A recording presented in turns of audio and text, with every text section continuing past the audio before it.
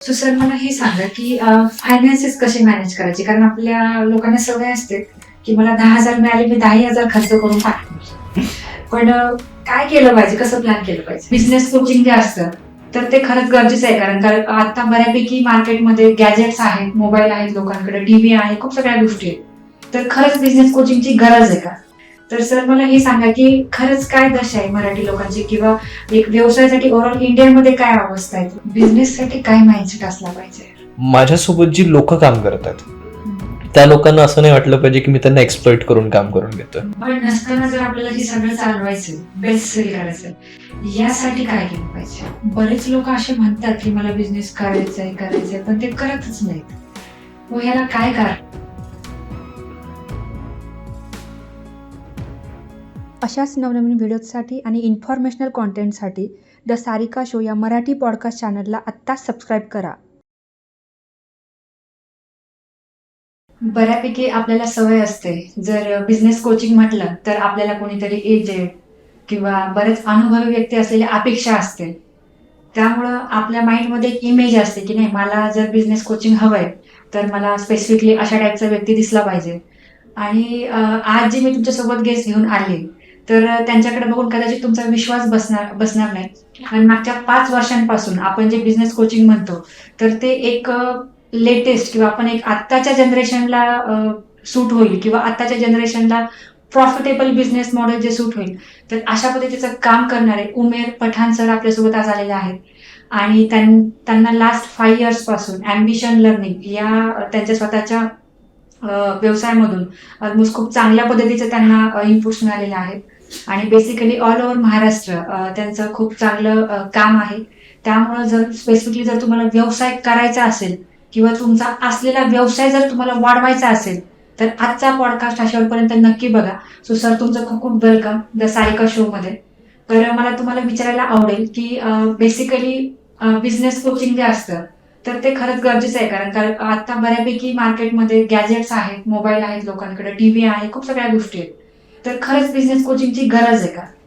So first of all thank you so much Sarika ma'am, इथं मला आमंत्रित केल्याबद्दल. आणि खरंच खूप छान वाटतंय तुमच्या या सगळ्या सराउंडिंग्समध्ये आल्यानंतर. Coming back to the question की आज बिझनेस कोचिंगची किंवा कोणत्याही व्यक्तीला कोचची गरज आहे का, तर असं एक खूप सुंदर उदाहरण माझे स्वतःचे मेंटॉर नेहमी देतात की कोचची त्यालाच गरज आहे ज्याचा गेम इम्पॉर्टंट आहे. म्हणजे एक गली क्रिकेट खेळणारा मुलगा आणि भारतासाठी क्रिकेट खेळणारा विराट कोहली, दोघांपैकी कोणाकडे सर्वोत्कृष्ट किंवा सर्वात महागडा कोच असेल? ऑब्व्हियसली जो भारताच्या टीममधनं खेळतोय तो. का बरं? बिकॉज त्या व्यक्तीचा गेम इम्पॉर्टंट आहे. त्याच्यावरती 140 कोटी भारतीयांचं डोळा आहे, त्यांचे इमोशन्स त्या गेमवरती आहेत. सो तो गेम इम्पॉर्टंट आहे, म्हणून त्या गेमला त्या लेवलवरती ठेवायला, त्या गेमला हाय परफॉर्मिंग ठेवायला कोचची गरज लागते. And it is same in life and it is same in business also. ज्या कोणत्याही फील्डमध्ये आपल्याला ग्रो करायचं असेल किंवा ज्या कोणत्याही फील्डमध्ये आपल्याला रिझल्ट्स हवे असतील आणि ते पटकन हवे असतील तर त्यासाठी कोच हा महत्त्वाचा आहे. अगदी करेक्ट. खूप सुंदर तुम्ही उदाहरण दिलं. बऱ्यापैकी मी जे एक्झाम्पल्स बघितले तर बऱ्यापैकी लोकांना असं वाटतं की व्यवसाय हा मी स्वतः करतोय तर मीच बेस्ट आहे किंवा मीच आहे. तर मला हे सांगा की आता बेसिकली बऱ्यापैकी जे जनरेशन आहे असं म्हटलं जातं की व्यवसाय फक्त गुजराती, मारवाडी हेच लोक करू शकतात. तर सर मला हे सांगा की खरंच काय दशा आहे मराठी लोकांची, किंवा एक व्यवसायासाठी ओव्हरऑल इंडियामध्ये काय अवस्था आहे, तुम्ही सांगू शकता का? तुम्ही जसं आता म्हणलात की ओव्हरऑल आपल्या कंडिशनिंग असं असतं की व्यवसाय कोणी करावा, तर व्यवसाय गुजराती लोकांनी करावा, मारवाडी लोकांनी करावा. ही आत्ताची समज नाही आहे, ही काही वर्षांपासून चालत आलेली समज आहे. So this is not something new जे मार्केटमध्ये आहे. पण ज्या एन्व्हायरमेंटमध्ये मी वाढलो, I was very lucky to see lot of Marathi people. माझे स्वतःचे गुरु डॉक्टर विष्णू माने सर, ते कोल्हापूरमधले आहेत. एका शेतकरी कुटुंबातला त्यांचा जन्म आहे आणि तिथून येऊन 13 वर्ष जॉब करून त्यांनी जसा उद्योग उभा केला, असं आज जेव्हा मी माझे क्लायंट्स बघतो जे की अखंड महाराष्ट्रामधले, तर आत्ता असं आपल्याला म्हणता नाही येणार की मराठी माणूस बिझनेसमध्ये नाही आहे. आपण बिझनेसमध्ये नक्कीच जातोय. आणि मराठी, गुजराती, मारवाडी हे आपण म्हणतो डिफरन्सिएशन करण्यापेक्षा आय वुड लाईक टू से की आज भारताची स्थिती काय बिझनेसमध्ये, तर 2022मध्ये मी एक टेड टॉक ऐकत होतो. त्याच्यामध्ये मला असा डेटा पॉईंट मिळाला की आज भारतामध्ये जो 60% सेक्टर आहे बिझनेसचा तो अनऑर्गनाइज्ड आहे. अनऑर्गनाइज्ड म्हणजे काय? जे लोक शटर उघडून बसलेत, छोटे बिझनेसेस, छोटे उद्योग, लघु उद्योग, हे 60% आहेत भारताच्या उद्योगांच्या डेटामध्ये, म्हणजे बिझनेसेसच्या डेटामध्ये. गाड्यावाले किंवा ठेलेवाले. एक्झॅक्टली. गाळेवाले, ठेलेवाले, छोटंसं मॅन्युफॅक्चरिंग युनिट आहे, त्याच्यामध्ये कंपनीकडून जॉब्स येतात, किंवा सर्व्हिस बेस्ड कंपनी आहे, सॅस बेस्ड कंपनी आहे, एजन्सीज आहेत, अशी 60% बिझनेसेस आहेत भारतामध्ये. आणि उरलेले जे 40% आहेत ते ॲक्च्युली ऑर्गनाइज्ड आहेत, म्हणजे ते एका इंडस्ट्रीच्या खाली येतात किंवा त्यांचा स्केल खूप मोठा आहे. बरं मला सांगा की 10 लोक आपण रूममध्ये बसलेलो आहे आणि 10 मधली 6 लोक ग्रो करत नसतील, 4च लोक ग्रो करत असतील, तर त्याचं बॅलन्स राहणार आहे का कुठे? ऑब्व्हियसली नाही राहणार. नाहीच राहणार आहे, राईट. एखाद्या बिल्डिंगचे जर 10 पिलर्स आहेत, 10 मधले 4 मजबूत आहेत, 6 कमकुवत आहेत, तर ती बिल्डिंग उभी कधीच नाही राहू शकत, स्टेबल नाही राहू शकत. सेम वेमध्ये भारताचं आहे. आज भारतामध्ये प्रत्येक छोटा बिझनेस करणारा व्यक्ती, प्रत्येक MSME, जोपर्यंत त्यांची ग्रोथ होत नाही, इररिस्पेक्टिव्ह ऑफ देअर रिजन, की ते मराठी असतील, गुजराती असतील, मारवाडी असतील, पंजाबी असतील, काश्मीरी असतील, असं कुठले पण असतील, असं जोपर्यंत ते ग्रो करत नाही तोपर्यंत भारताची प्रगती होणे अशक्य आहे. आणि राहिला विषय की जसं तुम्ही म्हणालात की त्यांची व्यवस्था काय, किंवा कोणी करावा किंवा कोणी नाही करावा, it is actually about belief. तुम्ही कुठून आलाय हे मॅटर नाही करत. तुमच्या डोक्यात बिझनेसबद्दलचं काही प्रोग्रामिंग सेट केलंय तुम्ही, ते मॅटर करतं. जर तुम्ही आधीपासून असा विचार करून बसलाय की अरे मराठी माणूस असताना मी व्यवसाय नाही करू शकत, तुम्ही देन BVG ग्रुप, कदाचित तुम्हाला माहीत नाही, हनुमंतराव गायकवाड, कोट्यावधींचं, हजारो कोटींचं त्यांनी साम्राज्य उभं केलं. मराठी माणूस आहे. विको वज्रदंती, मराठी माणूस आहे, राईट. सो असं काहीच नाही की तुम्ही सो अँड सो सेक्टरमधनं आलात म्हणून तुम्ही प्रगती नाही करू शकत. अल्टिमेटली ते तुमच्या माइंडसेटवरती आणि तुमच्या ॲक्शन्सवरती डिपेंड करतं. बरं, मग बिझनेससाठी काय माइंडसेट असला पाहिजे? Very good question.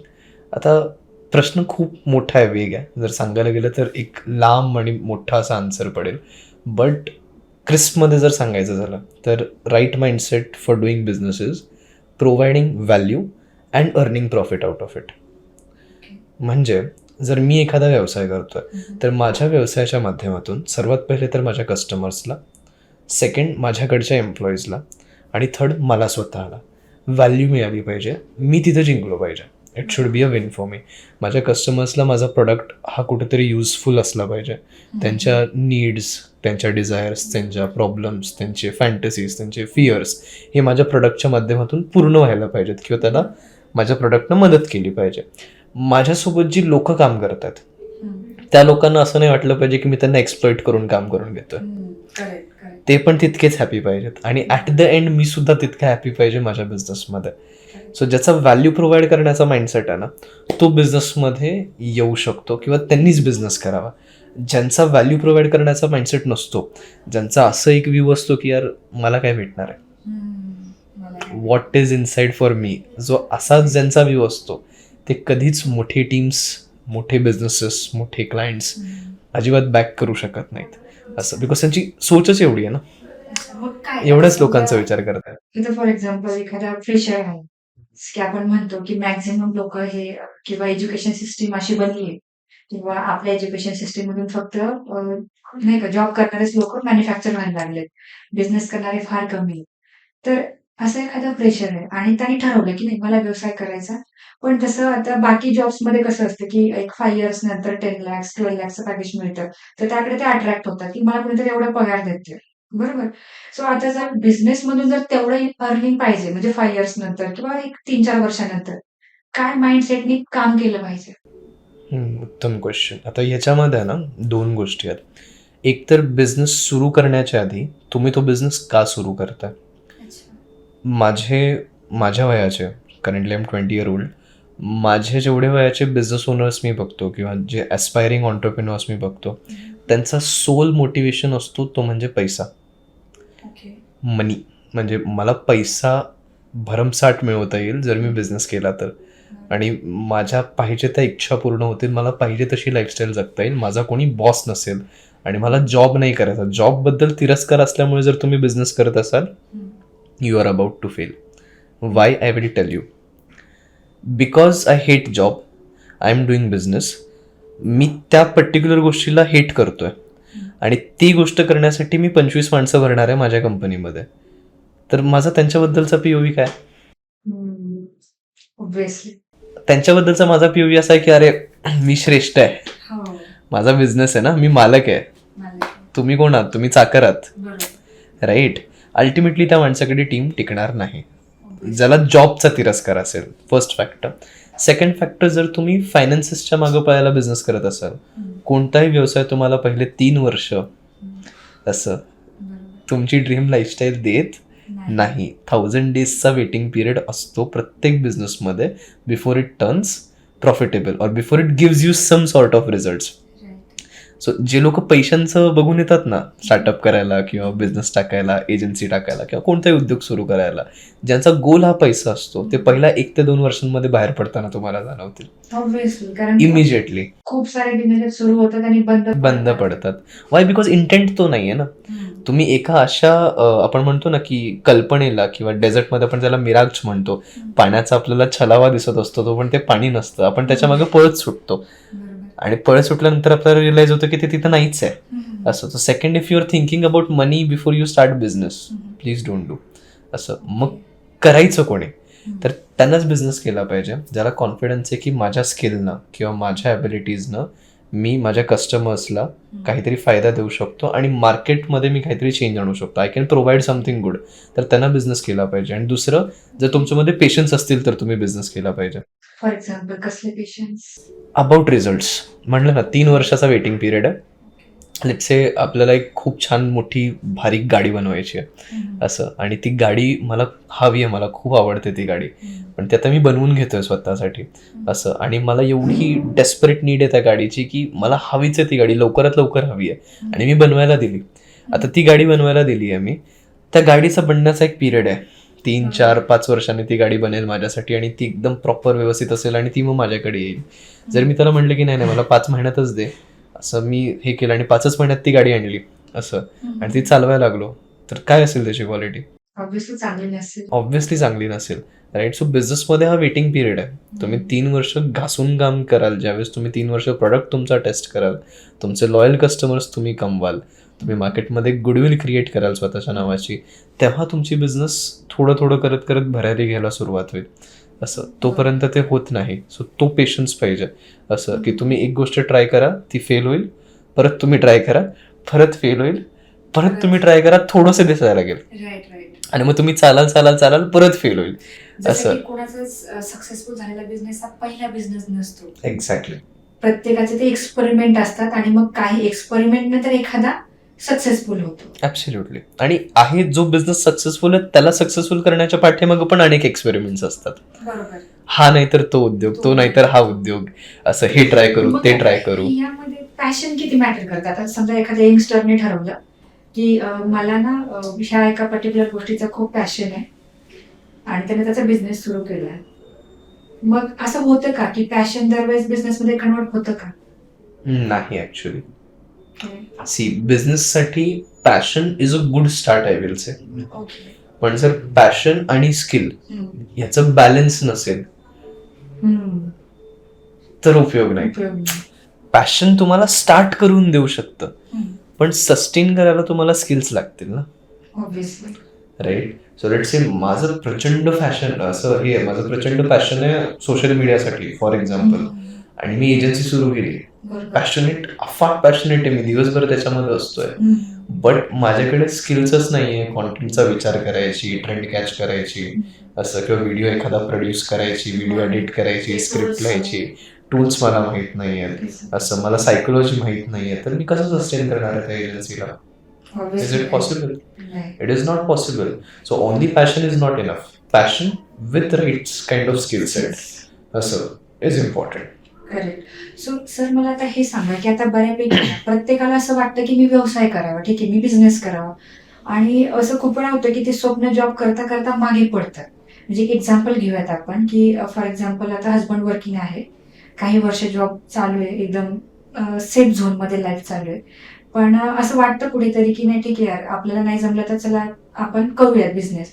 आता एखादा वर्किंग हजबंड आहे, त्यांची वाईफ आहे, सो जर त्यांच्यासाठी जर आपल्याला आपण ठरवलं की नाही चला आपण बिझनेस स्टार्ट करू, तर त्याच्यासाठी बेस्ट काय स्ट्रॅटेजी असली पाहिजे किंवा ते कसं सुरू करू शकतात बिझनेस? ग्रेट. ॲक्च्युली माझ्या स्वतःच्या क्लायंटेलमध्ये असे लोक आहेत ज्यांचे हजबंड वर्किंग आहेत आणि आफ्टर प्रेग्नन्सी त्यांनी स्वतःचा ब्रँड सुरू केला, ग्रेट. जो की मॅटर्निटी वेअरचा होता. म्हणजे प्रेग्नन्सीमध्ये घालायचे क्लोथ्स आणि लहान बाळांसाठीचे क्लोथ्स. असं त्यांनी हा व्यवसाय त्यांच्या एक्झिस्टिंग ह्याच्यामधनं सुरू केला आफ्टर टेकिंग अ ब्रेक. तर ह्यांच्या केस स्टडीमध्ये आपण एक बघू शकतो की जे लोक व्यवसाय नवीन नवीन सक्सेसफुल करतात ना, ते कधीच मोठा स्टार्ट घेत नाहीत. ओके. स्टार्ट नेहमी छोटा पाहिजे ना. म्हणजे लेट्स से आता तुम्ही कोचिंग क्लासेसचा हा बिझनेस तुम्ही रन करताय, तुमचं इन्स्टिट्यूशन आहे. पहिल्याच दिवशी तुम्ही 200 विद्यार्थी बसतील एवढा मोठा हॉल तर नसेल घेतला. ऑब्व्हियसली नाही. तुम्ही स्टार्ट केलं असेल कदाचित 20, 25, 50 विद्यार्थ्यांच्या कपॅसिटीपासून किंवा त्याच्यापेक्षा पण कमी याच्यापासून. So it is always good to start small.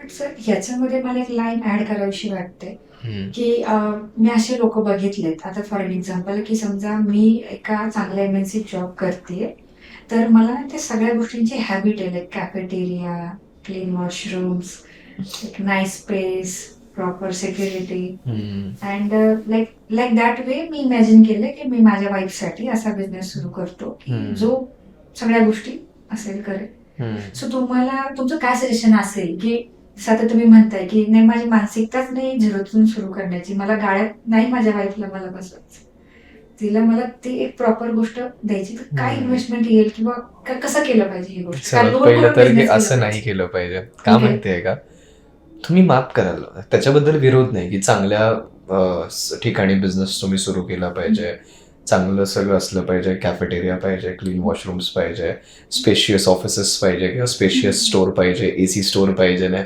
याला हरकत काहीच नाहीये. If you want to do you can do, but if you want to do business out of it, की त्याच्यात तो पॅशन प्रोजेक्ट नाहीये तुमचा, त्याच्यातनं व्यवसाय निर्माण करायचा आहे, तर व्यवसाय सुरू करण्याच्या आधी तुम्हाला एक प्रूफ ऑफ कॉन्सेप्ट लागतो ना. मी कपड्यांचं दुकान टाकतोय, माझ्या कपड्यांच्या दुकानामध्ये ज्यावेळेस मी सुरू करतोय, मी सुरू करतानाच 3 मजले केले आणि 3 मजल्यांचा आता माझा पहिला डे 1 आहे तो. त्याच्यामध्ये डे 1चं असताना मी जर 3 मजल्याचं दुकान केलं, मी 40 लाखाचं माल भरलं आणि जेव्हा मी सुरू केलं त्यावेळेस जर मला असं जाणवलं की यार जिथं मी सुरू केलेलं आहे तिथे जो मी माल ठेवलाय तो जाणारच नाहीये किंवा जो मी माल ठेवलाय तो आउटडेटेड आहे असं, आणि हा विकला जाणार नाही, मी फसलो ना तिकडे मेजर इन्व्हेस्टमेंट्स करून, मेजर डिसिजन्स घेऊन, मोठे डिसिजन्स घेऊन. सो ऑलवेज बिझनेस हे लाईक जेवढं स्मॉल पासून तुम्ही सुरू कराल, गाडी चालवण्यासारखं. आपण एखाद्याला नवीन नवीन गाडी चालवता येत नसेल त्याला काय म्हणतो, 50,000ची लाखाची गाडी घे, हात साफ कर तुझा आणि मग मोठी गाडी चालवायला घे. हे सजेशन दिलं जातं की एक छोटी गाडी घे, डबडी गाडी घे, त्याच्यावरती हात साफ कर, त्याला फिरव, ट्रॅफिकमध्ये ने, हायवेवरती ने, फास्ट चालव, स्लो चालव, थोडंसं धडक आणि मग तू मोठी गाडी घे. बरोबर. डायरेक्ट आत्ता ड्रायव्हिंग स्कूल मधनं लायसन्स घेऊन बाहेर पडलात आणि फॉर्च्युनर चालवायला दिली, असं होईल का? परवडण्यासारखं नाही आणि ऍक्सिडेंट्स होऊ शकतात. डे 1 मध्ये जर तुम्ही मोठी सिस्टम हँडल करत असाल तर. त्याच ऐवजी जर तुम्ही स्टार्ट स्मॉल केलं, तुम्ही मार्केट टेस्ट केलं, कपड्यांचंच उदाहरण घेऊयात तर कपड्यांच्या ह्याच्यामध्ये लेट्स से चलो 3 स्टोरी नाही केलं, एक छोटासा गाळा घेतला, त्या गाळ्यामध्ये एक पर्टिक्युलर टाईपचे ड्रेसेस मी ठेवले आणि मी आता मार्केट ऑब्झर्व करू लागलो की माझ्याकडे कोण येत आहेत, माझ्याकडे लेडीज येत आहेत का, माझ्याकडे जेंट्स येत आहेत, जर जेंट्स येत आहेत तर ते काय मागतायत, लेडीज येत आहेत तर ते काय मागतायत, मग जे पर्टिक्युलर ती गोष्ट मागतायत ती माझ्या एरियाची रिक्वायरमेंट आहे का ती पॅन महाराष्ट्र किंवा पॅन इंडियाची रिक्वायरमेंट आहे की सगळीकडे असंच चालतं. तुम्ही ज्यावेळेस पाऊल टाकता त्यावेळेस तुम्ही अंडरस्टँड करता ना, आणि ज्यावेळेस तुम्ही अंडरस्टँड करता ही गोष्ट की माझ्या बिझनेसमध्ये काय ट्रेंड सुरू आहेत, काय गोष्टी सुरू आहेत, त्याच्या अकॉर्डिंगली तुम्ही एक्सपांड करता येईल तुम्हाला. तुम्ही पहिलाच म्हणाल की start from level 10 and then scale to level 100, it is not possible, right? Because तुम्ही आधी प्रायर एक्सपिरियन्स तर नाहीच नाहीये, असं पूर्णपणे नवीन सुरुवात करताय आणि त्यात पण असं जर तुम्ही केलं तर तुम्हाला मॅनेज तर होणार नाही, राईट? म्हणून तुम्ही बघाल की जे लोक खूप जास्त धूमधाम करून बिझनेस सुरू करतात ना, खूप जास्त धूमधाम म्हणजे काय एक्झॅक्टली, ओपनिंग सेरेमनीज ग्रँड करतील, मोठा गाळा घेतील, असं ओपनिंग पार्टी खूप जोरात करतील, डीजे वगैरे सगळं लावतील, फुगे वगैरे असं हे करतील, असं त्यांचे जे व्यवसाय आहेत असं within 6 months 12 months 1 year 2 year असं स्लो डाऊन होतात, ते जागा बदलतात किंवा ते बंद पडतात. बरोबर. जसं की मोठे हॉटेल्स बऱ्यापैकी हॉटेलच बदललेलं असतं. बदललेलं असतं, मॅनेजमेंट दुसऱ्याकडे द्यावी 15-6 लागते, महिन्याला वेगळं दिसतं तिथं. वेगळं दिसतं तिकडे. Why this happens? बिकॉज जे कोण व्यक्ती ते सुरू करतोय हम्म. त्याला प्रायर नॉलेज नाही आहे, त्यांनी डायरेक्टली स्केल करायचं निवडलं. अहो जास्त लांबचं उदाहरण घेऊ नका, येवले अमृतुल्य तुम्हाला माहिती आहे नाही. असं त्यांनी स्वतः टपरीवरती बसून चहा विकलाय असं ते सांगतात, बरोबर. असं ते सांगतात. आणि आज त्यांच्या भारतभरात फ्रँचायझीज आहेत, भारतभरात. मी एका क्लायंट व्हिजिटसाठी कर्नाटकामध्ये गेलेलो आणि येवलेचे ते जे आहेत मॅस्कॉट आहेत त्यांचे, असं ते मला दिसले तिथे सुद्धा कर्नाटकामध्ये असं, खूप चांगली गोष्ट. राईट. पण त्या माणसाने सुरुवात कुठून केली? टपरीवरनं केली. In the same way anybody who starting business to always look की स्टार्ट स्मॉल, बरोबर. Start small scale big. असं बिकॉज तुम्ही छोट्या छोट्या गोष्टींमध्ये तुम्हाला कळणार आहे की मला स्केलिंगमध्ये काय अडचण येऊ शकते. ह्याच्यामध्ये खूप मस्त एक कन्सेप्ट आहे युनिट इकॉनॉमिक्स म्हणून.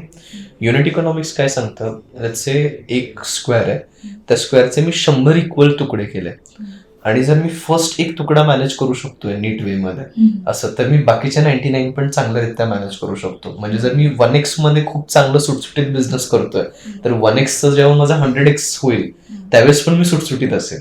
बरोबर.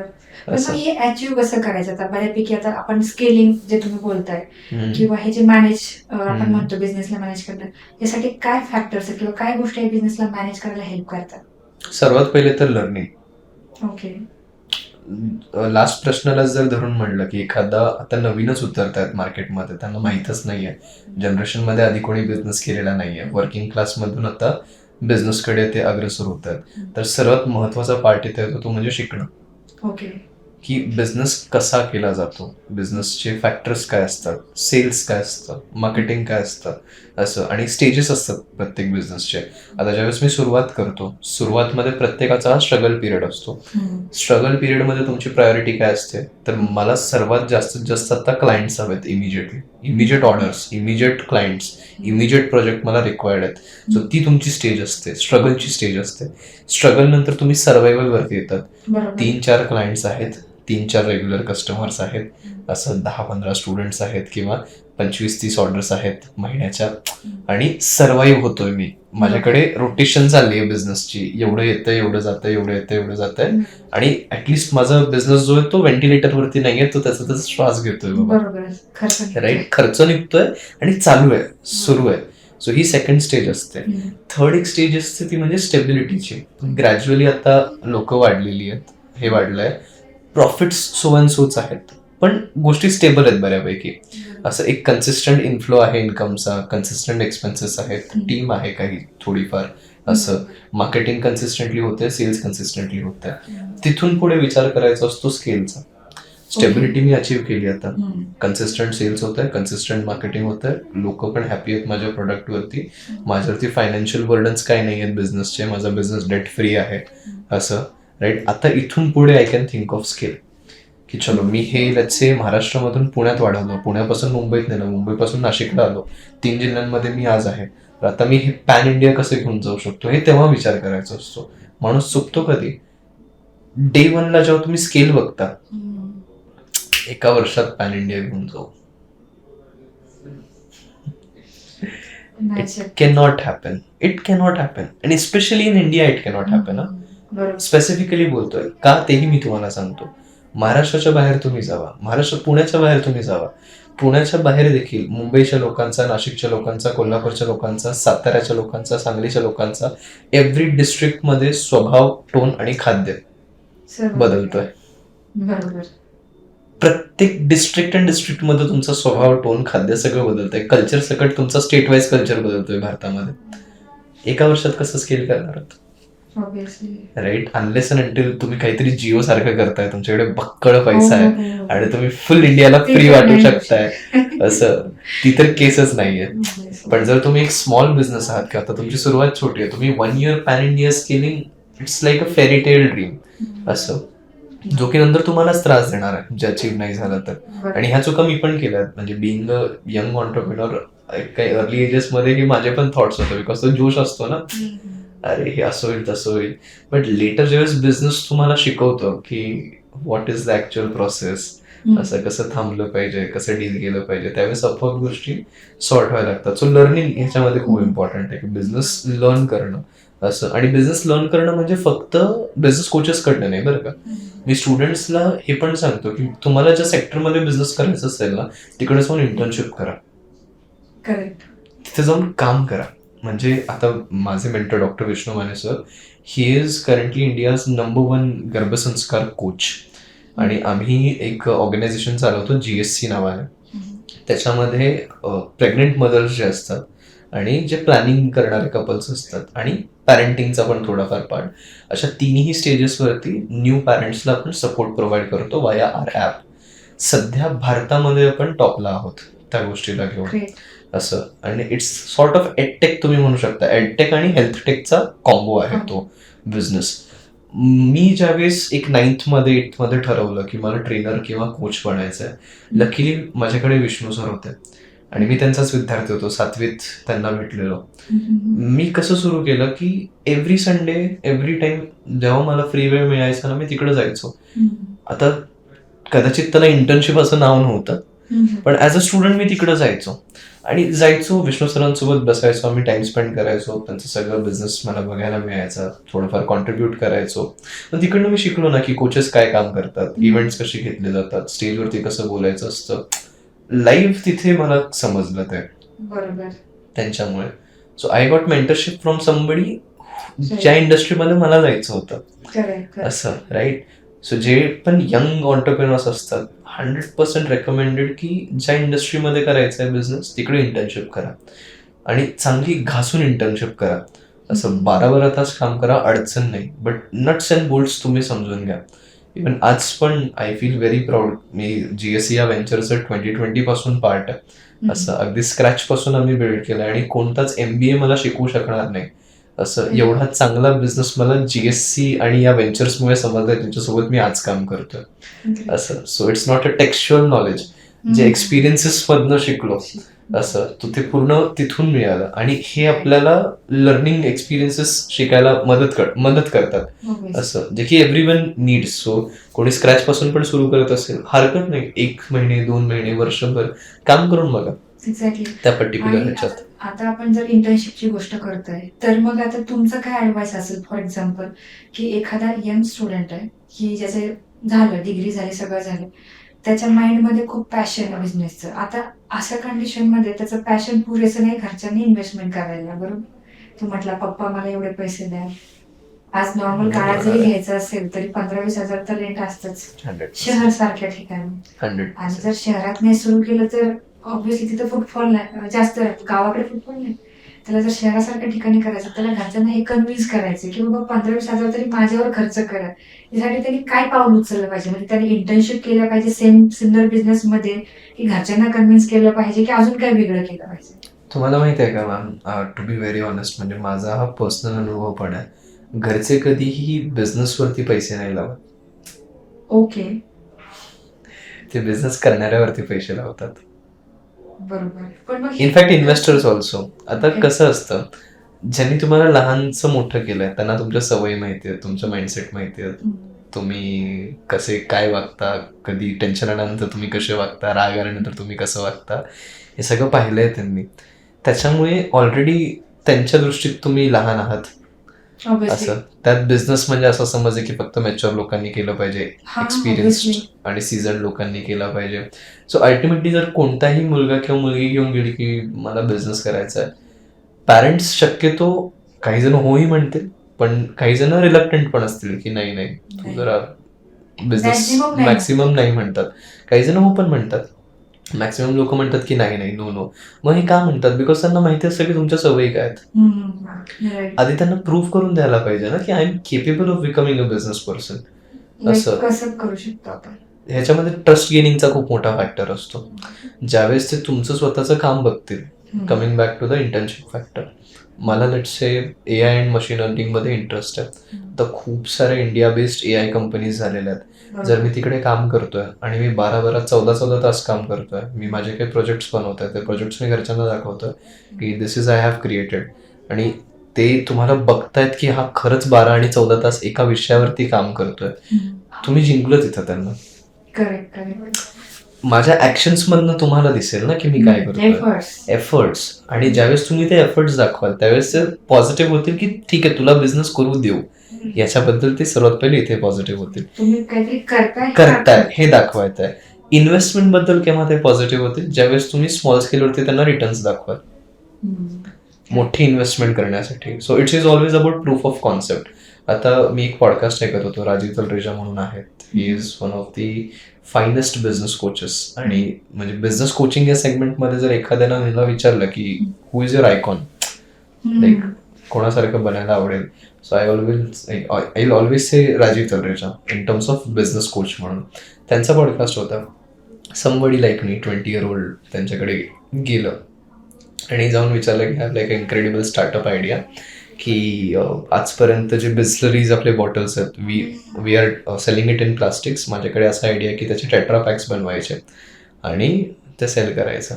आणि त्यांनी पूर्ण रिसर्च वगैरे केला आणि टोटल पाहिलं की अराउंड 20-21 कोटींचं इन्व्हेस्टमेंट होतं त्याला. आणि सगळं तो प्रॉपर हे करून आला की कुठल्या देशातनं मशिनरीज मागवावे लागतील, किती ह्याचा प्लांट लागेल, लायसन्सेस कोणते रिक्वायर्ड असतील, याला सगळं रिसर्च करून तो आला त्यांच्याकडे परत असं.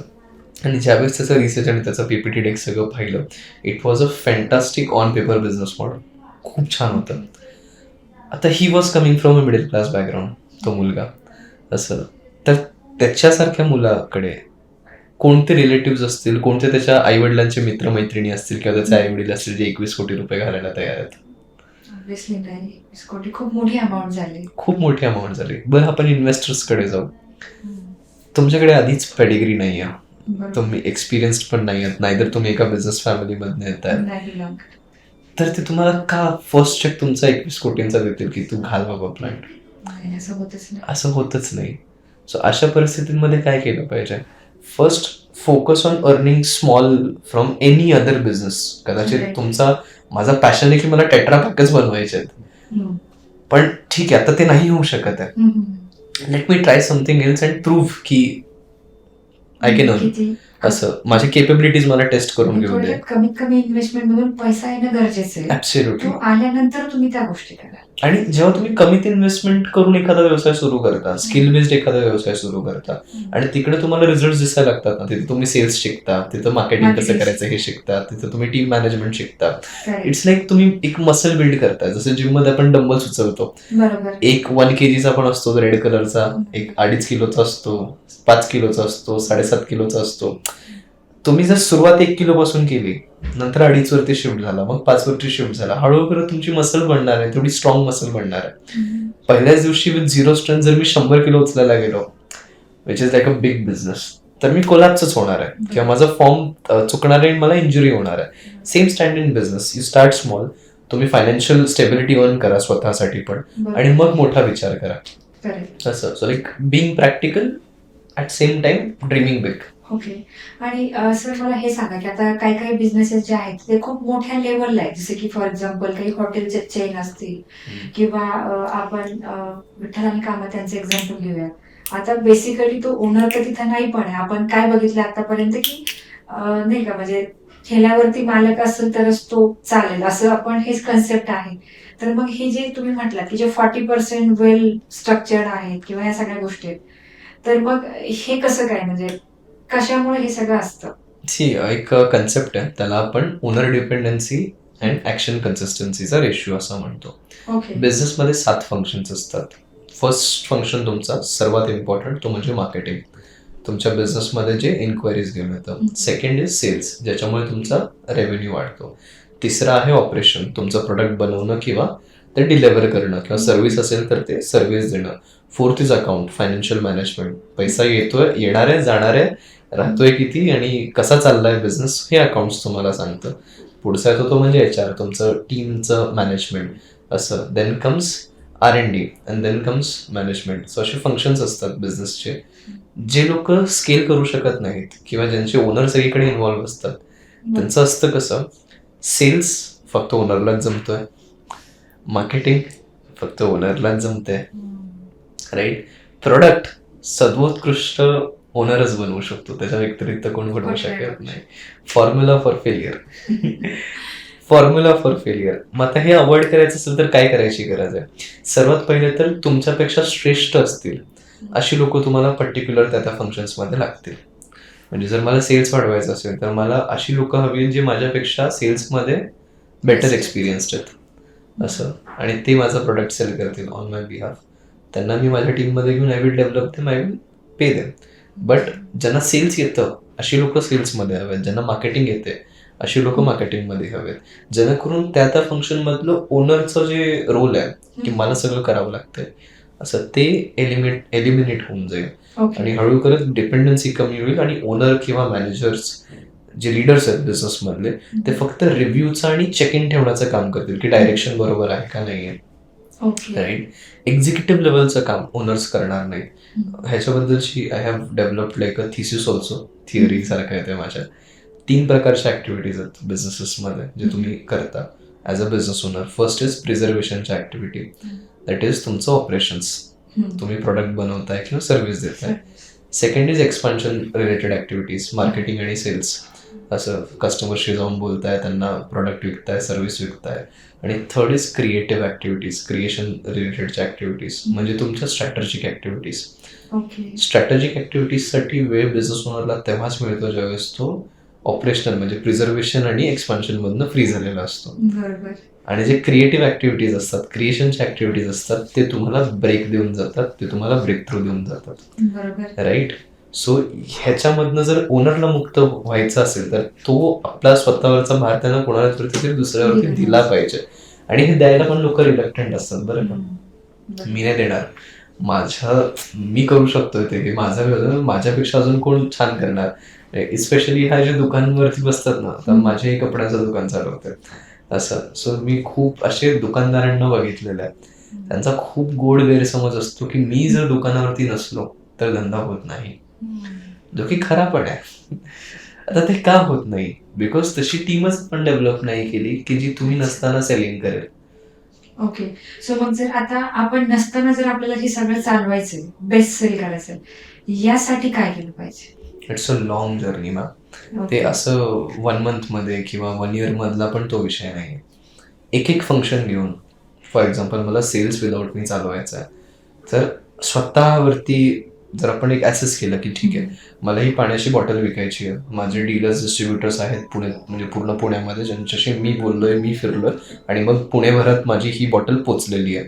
आता मला हिला महाराष्ट्रभरात पोचवायचं आहे असं, तर मी तर नाही फिरू शकत. बरं, मग मी ह्याला पुण्याभरात पोहोचवण्यासाठी काय काय ऍक्शन स्टेप्स घेतल्या? मी डेटा काढला, मग मी कॉलिंग केली, मग मी जाऊन मीट केली, मीटमध्ये मी काय काय दाखवलं, मी माझा प्लान दाखवला, मी ह्याची पॅकेजिंग दाखवली, ह्याची क्वालिटी दाखवली, सेफ्टी स्टँडर्ड्स दाखवले, आणि मग मला तिकडनं ऑर्डर्स मिळायला सुरुवात झाली. मग मी फॉलोअप एवढा वेळा घेतला, मग मी कोणत्या गोष्टी फॉलो केल्या, ह्याला बघून तुम्ही स्टडी करून स्वतःची एक सिस्टम बनवा की बरं, मला पुण्यात एक्सपांड करायचं, तर पुण्यात मला ही गोष्ट मी केलेली आहे, आता पुण्याचं मला कुठेतरी जळगावला घेऊन जायचंय म्हणल्यानंतर हे असं काहीतरी मला करावं लागेल असं. मग त्यासाठी माणसं कोणती, सिस्टम सेट झाली, त्यातले एक्सपर्ट कोणती. मग तिकडं एक्सपर्ट जरी नसले, बेसिक नॉलेज असला, हायर करून घेतलं, आपली सिस्टम रेडी आहे, या सिस्टमवरती ट्रेन केलं की बाबा तुला हे विकायचंय, याला विकायचंय, आणि या 4 स्टेप्स तुला फॉलो करायच्यात, आणि ते या इंटेन्सिटीमध्ये करायचं असं. मग तो माणूस जाऊन प्रयत्न करेल, मग तो तुमच्यासाठी इन्साइट्स आणेल की नाही, जळगावचं मार्केट असं म्हणतंय, राईट. मग तुम्ही परत काहीतरी रिआयटरेट कराल असं, मग तुम्ही परत तुमची सिस्टम एक्झिस्टिंग चेंज कराल, तुम्ही काहीतरी ऍड ऑन कराल असं.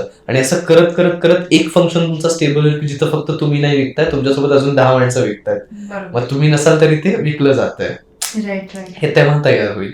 सेम मग तुम्ही मार्केटिंग मध्ये याल, तसंच करत तुम्ही मग ऑपरेशन्स मध्ये याल. सो हा एक फंक्शनला घेऊन चालण्याचा गेम आहे की फर्स्ट तुम्ही करताय, तुम्ही ती गोष्ट डॉक्युमेंट करा, त्याचं SOPs बनवा, ती सिस्टमाइज करा. याच्यामध्ये जर आपण बघितलं तर मॅक्झिमम लोक हे ट्रॅडिशनल व्यवसाय करतात. म्हणजे नाही का, ट्रॅडिशन म्हणजे काय की माझी हीच एक पद्धत आहे, मालक म्हणून मला हेच करायचं, मी बदलायला तयार नाही. तर मला जेन्युइनली सांगा की खरंच असा एखादा व्यक्ती की ज्याला ते नाही गोष्टी करायच्या, त्या बाबतीत तुम्ही काय सांगा? आता ऍक्च्युली ज्याला नाही करायचा ते पण बरोबर आहेत, ज्यांना करायचे तेही बरोबर आहेत. का, मी तुम्हाला सांगतो, प्रत्येक माणसाला धीरूभाई अंबानी नाही बनायचं. Okay. Everybody doesn't want to be a Dhirubhai. त्यांना त्यांच्या पुरते खर्चाला पैसे झाले, त्यांच्या मुलांच्या एज्युकेशनला पैसे झाले, काही गाडी घर बंगले हे झाले, काही इन्व्हेस्टमेंट झाल्या, they are happy with it. इथे माणसाला त्याची स्केल ठरवण्याची गरज आहे. मला 10 लाख ते 1 कोटी जायचं असेल, गोष्टी वेगळ्या आहेत. आज जे 10 लाखात करतोय ते 1 कोटीमध्ये मी नाही करू शकत. मला 1 कोटी ते 10 कोटी घेऊन जायचं असेल, माझ्यासाठी गोष्टी कम्प्लिटली वेगळ्या आहेत. जे 1 कोटीवर करतोय ते मी 10 कोटीवर नाही करू शकत. 10 ते 100 वरती घेऊन जायचं असेल तर 10 ते 100चा पल्ला तो पूर्णपणे वेगळा आहे. पण इथं मला विचारण्याची गरज आहे की मला 1 वर थांबायचं आहे, मला 10 वर थांबायचं आहे, मला 100ला जायचं आहे, मला 1000ला जायचं आहे का मला 10,000ला जायचं आहे. And anything is fine. म्हणजे लोकांनी म्हणण्यापेक्षा मोटिवेशनल स्पीकर्सनी आणि काही टू अ सम एक्सटेंट काही थोडेफार बिझनेस कोचेस पण जबाबदार आहेत त्याला, एक नीड एस्टॅब्लिश केली की प्रत्येक बिझनेस हा मोठाच असला पाहिजे. बरोबर. हू टोल्ड यू? हे right. आपण कोण आहे ना, समोरच्याचा बिझनेस किती मोठा असला पाहिजे किंवा त्यानं कसं केलं पाहिजे हे ठरवणार आहे. You are happy with your scale ना. Yes. तुम्ही फ्रस्ट्रेटेड नाही आहात ना, तुम्ही व्हॅल्यू प्रोव्हाइड करतात, तुम्हालाही वाटतंय, तुमची टीम पण हॅपी आहे, तुमची लाईफस्टाईल वरती पण काही लोड नाही येत आहे आणि तुम्ही जर सॅटिस्फाईड आहात त्या बिझनेस वरती, फाईन. पण जर तुम्ही रडताय पण की पैसे उरत नाहीयेत आणि तुम्ही म्हणताय पण की आज माझं 1-2 कोटींचं आहे, 5 कोटींचं आहे, मला 50 करायचं आहे आणि त्याच्यातून तुम्ही असं म्हणताय की मग मी याच पद्धतीनं करणार, मग म्हणजे- लांबून नमस्कार आहे तुम्हाला. तुम्हाला बिझनेस कोचिंगची गरज आहे मग. कोचिंगची गरज आहे आणि जर तुम्ही कोचेबल नसलात तर तुम्हाला रिझल्ट पण नाही मिळणार. एक्झॅक्टली, अगदी करेक्ट लाईन बोललात. बरेच लोक ऍक्सेप्ट नाही करत. एक्सेप्ट नाही करत. आपण किती पण त्यांना सांगितलं तरी त्यांचे ट्रॅडिशनल, म्हणजे यासाठी एक बेस्ट एक्झाम्पल मी देईल की जसं की कम्प्युटर जेव्हा फर्स्ट टाइम आले होते, जसं मायक्रोसॉफ्ट किंवा बऱ्याच कंपनी डेव्हलप केले होते, त्याच्या आधी गव्हर्नमेंट ऑफिसेसमध्ये सगळं डॉक्युमेंटेड चालायचं. आजही बऱ्याच ठिकाणी चालतं. सो बेसिकली ज्या लोकांनी कम्प्युटर ऍक्सेप्ट केले ते असे बोलले की ठीक आहे यार, done, we are done with it. Yes. पण ज्यांनी ऍक्सेप्ट नाही केले त्यांनी असं सांगितलं की नाही का आमचे जॉब गेले, आमच्यासोबत अनफेअर झालं. खरंय. So they are reason for it. म्हणजे जर टेक्नॉलॉजी आली आहे, जर मार्गदर्शन आहे तर ते घेतलं पाहिजे. आणि घेतलं पाहिजे. हा जमाना खूप चांगला आहे. म्हणजे इव्हन दो आता मला हे एक शेवटचा प्रश्न तुम्हाला एक छान विचारायला आवडेल की जसं की आता लोकांचं असं आहे की बाबा ठीक आहे, आता मला जर बिझनेस करायचा आहे तर मी माझ्यासारखे बिझनेस म्हणजे जे काही ओनर्स आहेत किंवा ज्या टाईपमध्ये मी त्यांच्या स्टोरीज बघेल, मी बुक्स वाचेल आणि मी बिझनेस करेल. तर ह्या सगळ्या गोष्टींचा जो काही आहे म्हणजे इम्पॅक्ट आहे आणि जे स्पेसिफिकली बिझनेस कोचेस आहेत, तर मग याच्यामध्ये काय अंतर आहे किंवा एखाद्याला व्यवसाय करण्यासाठी बिझनेस कोचची गरज काय? सी, इन्फॉर्मेशन तुम्हाला ChatGPT देऊ शकतं, गुगल देऊ शकतं, युट्यूब देऊ शकतं. आपण जसं पॉडकास्ट करतोय तर पॉडकास्ट पण तुम्हाला इन्फॉर्मेशन्स हे देऊ शकतात. पण जर तुम्हाला ट्रान्सफॉर्मेशन क्रिएट करायची असेल तर तुम्हाला कोणतरी अशी व्यक्ती सोबत पाहिजे ना, जे हँडहोल्ड करून तुम्हाला ती गोष्ट एक्झिक्यूट करायला लावेल. आणि तो Okay. रोल असतो एका कोचचा. आय पर्सनली बिलीव्ह की कोणताही बिझनेस ओनरला त्याच्या व्यवसायात काय कमी पडतंय किंवा काय करायची गरज आहे हे माहीत नाही असं नसतं. त्याला कळत नसतं, पण त्याला माहिती नाहीये. जसं की अशी लहान गंमत मुलामध्ये नसते. जे स्किल असतात की ते त्याला माहित नाही, पण तो टीचर आयडेंटिफाय करतो. एक्झॅक्टली. बट त्याच्याकडे आहे ते. It is there, it is not there असातला प्रकार नाहीये. तुम्ही जर व्यवसाय करता तुम्हाला 100% माहिती आहे की येणाऱ्या 2 वर्षात तुम्हाला काय करायचं. Back of the mind it is there. But तुम्ही प्रिझर्वेशन पण करताय तुमच्या व्यवसायाचं, तुम्ही एक्सपान्शन पण करताय, तुम्ही टीमचा पण गोंधळ सांभाळताय, तुम्ही फायनान्सेसचाही गोंधळ सांभाळताय. सो तुमच्या डोक्यात सगळ्या गोष्टी क्लटर झालेल्या आहेत. कोच काय काम करतो? कोच तो क्लटर बाजूला सरकवतो सगळा आणि तो जो क्लॅरिटी असतो, ती जी एक आपण एक म्हणतो ना की तो बल्बॉन मोमेंट असतो, तो बल्बॉन मोमेंट कोच तुमच्यासाठी क्रिएट करतो की अरे हे करायचंय. ते उत्तर तुमच्याकडेच असतं. We just help you to draw out that. Right. आम्ही ते ड्रॉ आउट करण्यामध्ये मदत करतो. बरोबर. If any business coach comes and says to you की मी तुम्हाला स्ट्रॅटेजीज देईल बिझनेसच्या, असं तुमच्या बिझनेसमध्ये कसं हे करायचं, डोंट गो. का? स्ट्रॅटेजीज प्रत्येकासाठी वेगवेगळ्या असतात. बरोबर. तुम्ही फ्रेमवर्क शिकू शकता. जिओनं फ्री देऊन मार्केटिंग केली स्वतःची, फ्रेमवर्क आहे बरोबर. असं. It's a framework. असं बाकी सगळ्या बिझनेसेसच्या जर्नीमधून किंवा पुस्तकांमधून फ्रेमवर्क शिकायला मिळते, पण तो फ्रेमवर्क तुमच्यासाठी वेगळा असेल ना. कारण तुमची कन्सेप्ट वेगळी, तुमची कन्सेप्ट वेगळी आहे, तुमचं टार्गेट ऑडियन्स Location वेगळं आहे, एक्झॅक्टली लोकेशन वेगळं आहे, तुमचं प्रोडक्ट वेगळं आहे, मार्केट वेगळं आहे, राईट. सगळ्या गोष्टी तुमच्या वेगळ्या आहेत. So it is anybody who will say की come I will teach you some strategies. तुम्ही त्यांच्याकडनं इन्साइट्स घेऊ शकता, तुम्ही फ्रेमवर्क्स लर्न करू शकता, असं तुम्ही इनपुट्स घेऊ शकता, पण ते तुमच्यासाठी वेगळे असणार आहेत. आणि ते जे वेगळे गोष्टी आहेत ते कोच तुम्हाला डिराईव्ह करायला मदत करणार आहे. असं सो कोचेस तुम्हाला, स्पेशली बिझनेस कोचेस तुम्हाला रेडीमेड टेम्पलेट देत नाहीत की 10 गोष्टी करा आणि होऊन जाईल तुमचं. That is not a business coach. सर्दी खोकल्याच्या डॉक्टरांसारखं झालं, तुम्हाला स्पेशालिस्टकडे जायला पाहिजे. ऍब्सोल्युटली. आणि स्पेशलिस्ट कडे गेल्यानंतर तुम्हाला ट्रीटमेंट संपेपर्यंत पेशन्स पण ठेवला पाहिजे. सो सर मला हे सांगा की फायनान्सेस कसे मॅनेज करायचे, कारण आपल्या लोकांना सवय असते की मला 10,000 मिळाले मी 10,000 खर्च करून टाकणार, पण काय केलं पाहिजे, कसं प्लॅन केलं पाहिजे? एक खूप सुंदर कोट आहे, what is managed is multiplied. Okay. म्हणजे जर तुम्हाला पैसे मॅनेज करता आले तर तुम्ही ते मल्टिप्लाय करू शकता. बिझनेस ओनर चुका काय करतात माहिती आहे का, बल्कमध्ये जर पैसा आला, खूप जास्त पैसा बल्कमध्ये जर आला, बिझनेस उत्कृष्ट चालायला लागला, देन आपण एकदा बाकी सगळ्यांचे वेंडर्सचे जेवढे आपले लायबिलिटीज आहेत ते सगळं एकदा क्लिअर झालं, आता उरलेला पैसा ना मग तो कुठे करू, जमीन घे, सोनं घे, असं ऑफिसमध्ये फर्निचर कर, मोठं ऑफिस घे. मला सांगा त्या फर्निचरचं किंवा त्या जमिनीचं, त्या गोल्डचं वगैरे असं जे तुमच्या out of the context assets आहेत, याचा तुमच्या बिझनेसला काही उपयोग आहे का डायरेक्ट वे मध्ये? नो. बट जर तेच अमाऊंट तुम्ही एका डिसिप्लिन्ड वे मध्ये मॅनेज करत असाल, तुम्ही फिक्स्ड सॅलरी स्वतःसाठी घेता जेणेकरून तुमचे पर्सनल खर्च बिझनेसच्या डोक्यावरती नाही आहेत, तुम्ही एक फंड तयार केला ज्याच्यामध्ये सोल अँड सोल तुम्ही बिझनेससाठी लागणारा खर्च म्हणजे मार्केटिंगसाठी लागणारा तुमचा खर्च, जेणेकरून आज जर मी 10 रुपये टाकतोय आणि मी 100 रुपये अर्न करतोय, मी 20 रुपये टाकून 200 करू शकतो का मार्केटिंगमध्ये, राईट? आज माझ्याकडे रिसर्च अँड डेव्हलपमेंटसाठी डिपार्टमेंटच नाहीये, किंवा मी बाहेरच्या गोष्टी मला कळतच नाहीत इंडस्ट्रीमधल्या, मी जेवढे पैसे कमवलेत मी जाऊ शकतो का कुठं इंडियाच्या बाहेर आणि तिकडे काहीतरी शिकून येऊ शकतो का, तिकडनं काहीतरी प्रोक्युअर करू शकतो का, जेणेकरून माझा बिझनेस वाढेल. ही थिंकिंग मिसिंग जाणवते. तुम्हाला असं म्हणायचं की आपण तो पैसा रिइन्व्हेस्ट केला पाहिजे, रिइन्व्हेस्ट केला business पाहिजे. वाढण्यासाठी. तुम्ही आपण एक खूप चुकीचं एक मानसिकता म्हणू शकतो, तुम्ही बिझनेसला पोचताय, बिझनेस तुम्हाला नाही पोचत आहे. बरोबर. To a extent. आणि ज्यावेळेस आपल्याला बिझनेस धष्टपुष्ट होताना जाणवतो आणि तेव्हा जर आपण त्याच्याकडनं सगळे त्याचे न्यूट्रिएंट स्क्रॅच करून घेतले, काढून घेतले आणि स्वतः खायला लागले होते, असं तर बिझनेसची हालत कमकुवत होणार आहे. ते एका बाळाला वाढवण्यासारखं आहे. बरोबर. तुम्ही जन्माला घालता त्याला, त्याचा सांभाळ करता, त्याला दष्टपुष्ट करता, त्याचे स्किल्स वाढवता, मग ते बाळ आयुष्यात स्वतःच काहीतरी करतं आणि मग तो वृद्धपणी तुमचा सांभाळ करतो. Business is like same. आता तुम्ही त्याला स्टार्ट करता, त्याला वाढवता, मग तो ऑटो पायलट वरती रन व्हायला लागतो आणि मग तो बिझनेस तुमचा सांभाळ करतो एका स्टेज नंतर.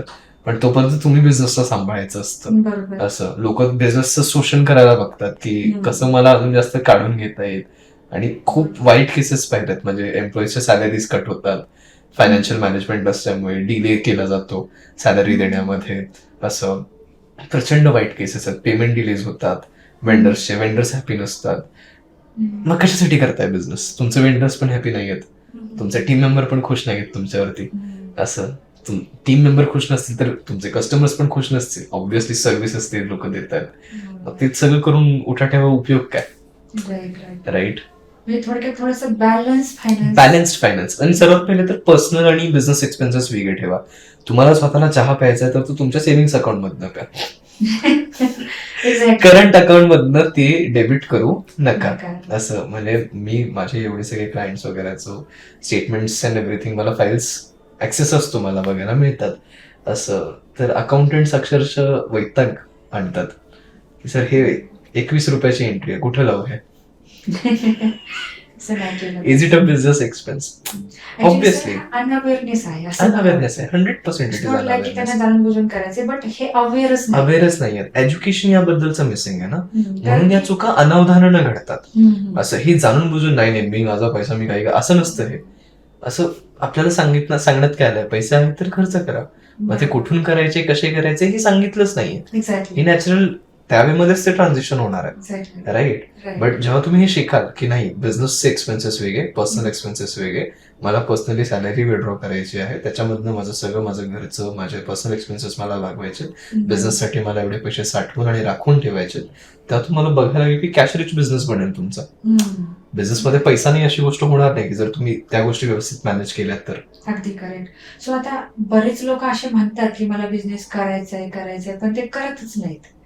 मग ह्याला काय कारण? जर तुम्ही ऍक्शन्स घेणारे नसाल, फास्ट ऍक्शन टेकर्स नसाल, तर बिझनेस नकाच करू. Y? Because it is not for you. Business कोणी करावा म्हणजे फरक असतो मॅनेजर्स आणि ऑन्टरप्रिनर्स मध्ये. मॅनेजर्सला सांगावं लागतं की तुम्ही काय केलं पाहिजे. ओके. ऑन्टरप्रिनर्स हे स्वतःचं काम स्वतःच निर्माण करतात. बरोबर. आणि हे म्हणजे अतिशय उत्कृष्टरित्या मी प्रॅक्टिकली केव्हा शिकलोय, जेव्हा मी आज विष्णू सरांसोबत काम करतोय, जे माझे मेंटर आहेत. आज माझे क्लायंट्स आहेत जे की ऑलरेडी एक्सपिरियन्स आहेत त्यांच्या फील्डमध्ये, म्हणजे अक्षरशः 20-25 वर्षांचा एक्सपिरियन्स आहे सगळ्या लोकांना. माझे इतके पण क्लायंट्स आहेत त्यांच्या फील्ड्समध्ये. ज्यावेळेस त्यांना बघतो ना, एक लेवल अचीव्ह केली, इमिजिएटली नेक्स्ट लेवलकडे ते वळतात. ते थांबत नाहीत आणि त्यांना सांगायची गरज पडत नाही की तुम्ही आता इथून पुढे हे करा. It is not the case with them. असं सो जे ऑन्टरप्रिनॉर्स आहेत किंवा ज्यांच्याकडे मध्ये तो ऑन्टरप्रिनॉरचा डीएनए आहे, असं तो डीएनए तुम्हाला रेस्टलेस ठेवतो. लेवल 1 झाली की तुम्ही लेवल 2 कडे जाणार आहात, लेवल 2 झाली की लेवल 3 कडे जाणार आहात आणि ते तुम्ही आपोआप पळणार आहात. असं ते मला तुम्हाला ओढायची गरज नाही. थोडक्यात तुम्हाला असं म्हणायचं की इनर मोटिवेशन एवढं स्ट्रॉंग पाहिजे की बाबा तेच तुम्हाला ते करायला भाग ऍब्सोल्युटली. पाडणार. तुम्हाला कोणीतरी येऊन सांगितलं नाही पाहिजे. आणि जर तसं होतंय की मला करायचंय, मग तुम्ही डे ड्रीमिंग करताय थोडीशी. राईट. ते डे ड्रीमिंग मध्ये आहात तुम्ही, ते स्वप्न आहे. तुम्हाला असं म्हणायचं की बिझनेस कोणी येऊन सांगायची गोष्ट नाही, सांगायची गोष्ट नाही, ती ती त्या करायची गोष्ट माणसाला आहे. त्या माणसाला वाटलं पाहिजे मला हे करायचंय. धडपड पाहिजे, धडपड पाहिजे. स्वतः ती धडपड पाहिजे. असं म्हणजे मी तरी एवढे सुंदर केस स्टडीज पाहिल्यात, अक्षरशः गोल्ड वगैरे ठेवून लोकांनी बिझनेस मध्ये त्यांचे हे लावलेले आणि त्याच्यानंतर बिझनेस त्यांना उत्कृष्ट रिटर्न्स पण दिलेले आहेत. I have seen this very very closely overall. आणि मेनली शिकण्याची वृत्ती पाहिजे ना. असं if you stop learning you stop growing असं म्हणतात. असं सो ज्यांना शिकणं थांबवलं as a business owner, because learning काय करतं अल्टिमेटली, लर्निंग तुमचं हॉरायझन एक्सपांड करतं. कॅप्टन रघुरामन म्हणून आहेत, ते रिलायन्स मध्ये आय गेस आत्ता काम करतात का आधी काम करायचे ॲज अ सिक्युरिटी हेड असं. आणि ते आर्मी वेटरन आहेत स्वतः. सो ते आर्मीमध्ये होते, तिकडून त्यांनी कॉर्पोरेट ह्याच्यामध्ये स्विच घेतलं. तर ते त्यांच्या एका टॉकमध्ये सांगत होते की रिलायन्सची रिफायनरी आहे जामनगरमध्ये, त्यांची ऑइल रिफायनरी जी आहे ती रिफायनरीला प्रोटेक्ट करण्याकरिता ड्रोन्स प्रोक्युअर करायचे होते सिक्युरिटीसाठी. की जे ड्रोन्स फिरवून रिफायनरीचं आपल्याला पूर्ण एकंदरीत बघता येईल की कुठं लिकेज आहे, कुठं काही इन्फिल्ट्रेशन आहे, ते टॅप इन करता येईल असं. आणि हा प्लॅन घेऊन कॅप्टन रघुरामन गेले मुकेश अंबानींकडे आणि ते गेल्यानंतर ही एक्सप्लेन एव्हरीथिंग, एवढे ड्रोन्स लागतील, असं असं आहे, असं असं प्रोक्युअर करू, ही कंपनी आहे, एवढा बजेट लागेल, सो अँड सो, आणि असा यूज होईल, असं ट्रॅकिंग होईल वगैरे. आणि डिस्कशनच्या मध्ये Mukesh sir was like little bit lost somewhere. त्याने त्याच्या ड्रॉवर मधले एक पेपर काढला आणि पेपर काढून असा तो टेबलवरती ठेवला आणि म्हटले $400 मिलियन का ऑफर है यूक्रेन की एक कंपनी से, सॅटेलाइट खरीद लेते. म्हणजे तुमचे सबऑर्डिनेट म्हणतात की आपण ड्रोन न राखण करू, आणि तुमचा विजन आहे की वाय ड्रोन न राखण कशाला करायची, मी सॅटेलाइटच एक सोडतो ना. आणि वाया सॅटेलाइट इमेजेस माझी रिफायनरी मला टोटल सगळी राखता येईल एकाच शॉट मध्ये. 400 ड्रोन्स कशाला सोडू मी सगळीकडे, त्याचा कंट्रोल रूम, मग एखादा ड्रोन बिघडला त्याचा परत maintenance. Let me launch only one thing आणि संपून टाकू. बरं आता हे कसं, आय डोंट थिंक सो की मुकेश अंबानी एकदम रिलॅक्स्ड होऊन त्यांच्या एखाद्या बीच वरती हातात काहीतरी सोडा वगैरे घेऊन बसले असतील निवांत की एवढं बिझनेस आहे, एवढं हे सगळं आहे. I am 100% sure he is learning about something new every day, जे की नेक्स्ट लेवलचं आहे. आणि त्याच्यामुळे त्यांचा होरायझन वाढलाय ना. ही सगळे म्हणजे त्यांचे मीटिंग्स ह्या जनरली 2 hours अँड बियॉन्ड पण असतात. 100% आपल्याला ते दिसणारं लाईफ एक अलग आहे, बट रियालिटी तशी नाहीये जशी आपल्याला वाटतं. आणि this is a very good leadership trait also. Leaders नेहमी पुढचा विचार करतात. बरोबर. They think of 10, 15, 20 years from now असं, राईट. सो हे सेम इथं आपल्याला ट्रेट तो मिळतो. आणि लिडरशिप कुठून येते, त्या लर्निंग्स मधनच लिडरशिप येते ना, बरोबर. तिकडनंच ते येतं. तिथूनच असं होतं. सो लर्निंग हा खूप इम्पॉर्टंट फॅक्टर आहे. अगदी खरं.